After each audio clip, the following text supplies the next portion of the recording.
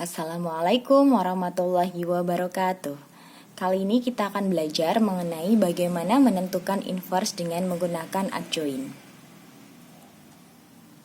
Ada sebuah definisi, jika A adalah sebuah matriks berukuran n kali n, kemudian CIJ itu adalah merupakan kofaktor dari AIJ, maka matriks CIJ itu disebut sebagai matriks kofaktor dari A. Kemudian CIJ yang kita transpose itu disebut sebagai adjoint dari A. Atau dengan kata lain kita peroleh bahwa adjoint itu adalah merupakan transpose dari matriks kofaktor. Kemudian bentuknya seperti apa? Nah, Anda lihat di tengah sini. Ini adalah matriks adjoint dari A. Di sini berisi kofaktor-kofaktor dari A. Di sini berisi elemennya adalah C11, kemudian C21 sampai dengan CN1, C12, C22 sampai dengan CN2. Kemudian yang terakhir C1N, C2N sampai dengan CNN. Karena ini adalah merupakan transpose dari matriks kofaktor. Kemudian kalau misalkan kita punya matriks A, kita kalikan dengan adjoint dari A, itu hasilnya seperti ini ya. Ini adalah matriks skalar dengan elemen skalarnya itu dengan elemen diagonalnya itu adalah berupa determinan A masing-masing ya. Sehingga ini bisa kita tuliskan sebagai determinan A dikalikan matriks identitas yang berordo n kali n. Kita miliki A dikalikan adjoint A sama dengan determinan A dikalikan matriks identitas yang berukuran n kali n. Nah, kemudian pernyataan ini kita kalikan A inverse dari sebelah kiri ya. Sehingga menjadi A inverse dikalikan A kali adjoint A. Semacam ini. Kemudian sama dengan A inverse dari kiri kalikan determinan A kalikan matriks identitas yang berukuran n kali n. Nah, A inverse kalau dikalikan dengan A seperti yang Anda ketahui hasilnya adalah matriks identitas. Matriks identitas yang dikalikan dengan adjoint A itu hasilnya adalah adjoint A.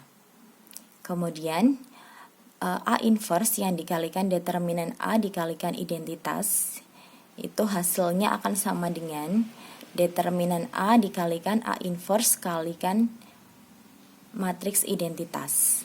Karena determinan itu adalah berupa skalar ya, atau berupa bilangan real. Sementara A inverse dan identitas itu adalah berupa matriks.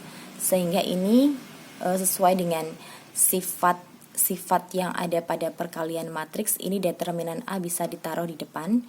Determinan A kalikan A inverse kalikan identitas. A inverse dikalikan dengan matriks identitas itu akan sama dengan matriks A inverse. Kemudian sekarang kita peroleh bahwa adjoint A itu sama dengan determinan A dikalikan A inverse. Maka A inverse itu sama dengan seperdeterminan A dikalikan dengan adjoint A. Atau jika A inverse-nya itu kita taruh di sebelah kiri akan sama dengan seperdeterminan A dikalikan adjoint A. Kemudian ada sebuah contoh di sini, misalkan ada sebuah matriks A. Elemennya adalah 1, 2, 4, 3, 2, 1, 1, 0, 1. Kemudian diminta menentukan inverse determinan berikut dengan menggunakan adjoint. Maka langkah yang pertama yang harus Anda lakukan adalah Anda mencari kofaktor dari C11 ini sampai dengan kofaktor 33 atau C33.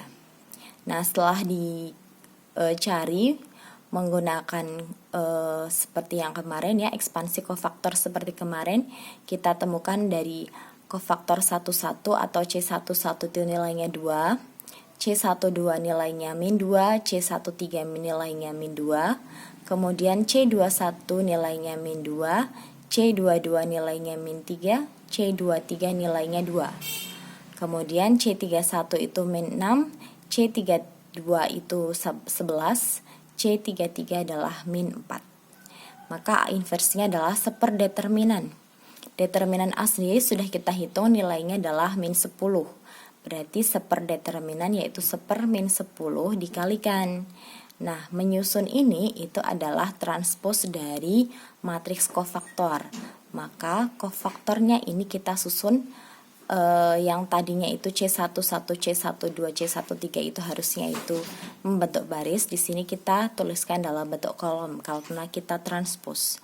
Sehingga di sini 2, min 2, min 6. Min 2, min 3, 11. Dan min 2, 2, min 4. Sehingga hasilnya adalah 1/min 10 kalikan 2 atau min 1/5. Kemudian 1/min 10 kalikan min 2 hasilnya adalah 1/5 dan seterusnya sampai dengan 1/min 10 kalikan min 4 hasilnya adalah 2/5.